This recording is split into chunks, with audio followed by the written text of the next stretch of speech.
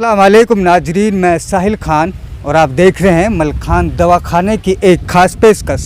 तो हम गांव गुराक्सर में हैं और मलखान दवाखाने पर हम आज आपको यही दिखाएंगे कि जैसे कि लॉकडाउन की वजह से पूरे देश में एक तालाबंदी का जो असर नज़र आया, सारे रोड, सारे मॉल, सारे शहर बंद नज़र आए, तो मलखान दवाखाने पर इसका क्या असर पड़ा, क्या मलखान दवाखाने ने भी इसका पालन किया और क्या लोगों से मना किया। जो यहाँ पर मरीज़ों की भीड़ लगा करती थी वो अब नहीं दिखाई दे रही। तो इससे लगता है कि इस दवाखाने की तरफ से भी लोगों को ये निर्देश जारी कर दिया गया है कि लॉकडाउन के वक्त में यहाँ पर भीड़ इकट्ठा ना की जाए, बल्कि फ़ोन पर ही जैसे भी किसी को सलाह मशवरा लेना है वो ले सकते हैं।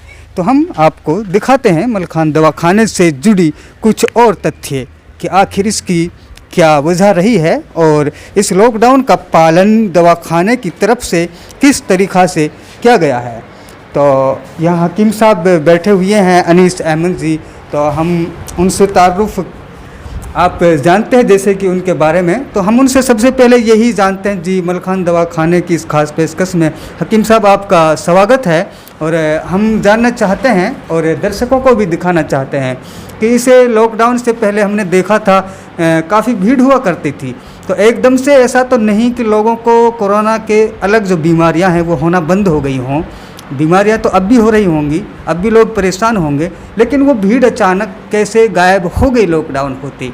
क्या आपने उनको मना किया या लोगों ने पालन किया है या फिर प्रशासन की तरफ से लोगों को रोका गया? अस्सलामु अलैकुम व रहमतुल्लाहि व बरकातुहू।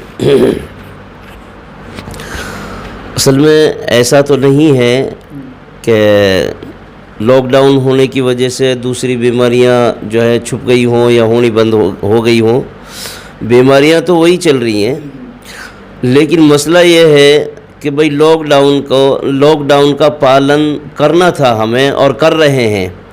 इसलिए हमारे पास जो पेशेंट आते हैं पहले से ही शुरू से पहले लोग हमसे फ़ोन पर संपर्क करते हैं, उसके बाद जब हम उनको इजाज़त देते हैं तब वो हमारे पास आते थे। यही हम लोगों ने अब जो लॉकडाउन का पालन किया है इसमें हम लोगों को पहले मना कर दिया था हमने पहले कि भाई लॉकडाउन हो गया है, इसमें हम दवा नहीं देंगे। हमने दवाखाने को बिल्कुल बंद कर दिया है।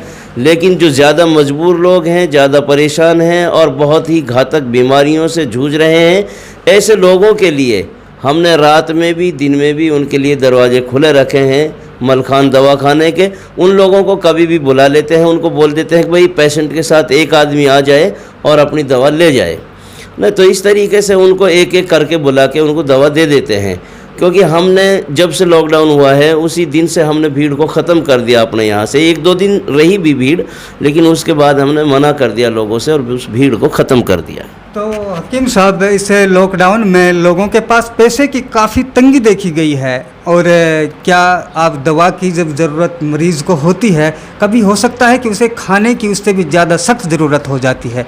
तो क्या आपने कुछ ऐसे लोगों की इस लॉकडाउन में मदद की जिनको इस तरीक़ा की ज़रूरत पेश आई हो? देखो जी, मसला ये है कि खाने से ज़्यादा और कपड़े से ज़्यादा ज़रूरी चीज़ होती है दवा। ऐसे लोग भी हमारे पास आए हैं कि जिनके पास पैसे नहीं थे या जिन लोगों के पास पैसे कम थे।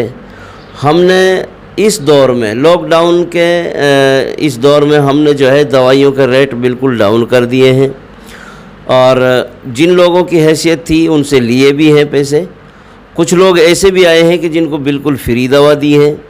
और इसके अलावा भी मैं आपको बता देता हूँ कि कुछ लोगों ने जो गरीब लोगों की मदद की है वो वीडियो बना कर के मदद की है। हमने जो मदद की है लोगों की वो अल्लाह जानता है और हम जानते हैं, या वो इंसान जानता है जिसकी हमने मदद की है।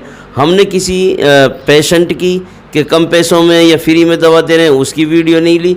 उसके अलावा भी आवाम में हमने जो खर्च किया है, आवाम में जो हमने लोगों को बांटा है, राशन दिया है या पैसे दिए हैं, हमने उन लोगों की भी वीडियो नहीं ली, क्योंकि हमने उस चीज़ को बेहतर नहीं समझा कि हम इन भाइयों को दूसरे लोगों तक दिखाएं कि भाई ये गरीब हैं, हमने इनकी मदद की है।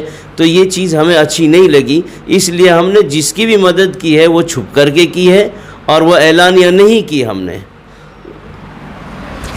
तो जैसा कि हकीम साहब से आप रूबरू हुए और उन्होंने बताया कि हमने इस लॉकडाउन में किस तरीक़ा से लोगों की मदद की, जहां लोगों को दवा की ज़रूरत थी वहां दवा से भी मदद की और पैसे और कुछ और ज़रूरत के सामानों से भी मदद की। आप देख रहे थे मलखान दवाखाने की एक ख़ास पेशकश, आवाम के नाम हमारा एक आखिरी पैगाम।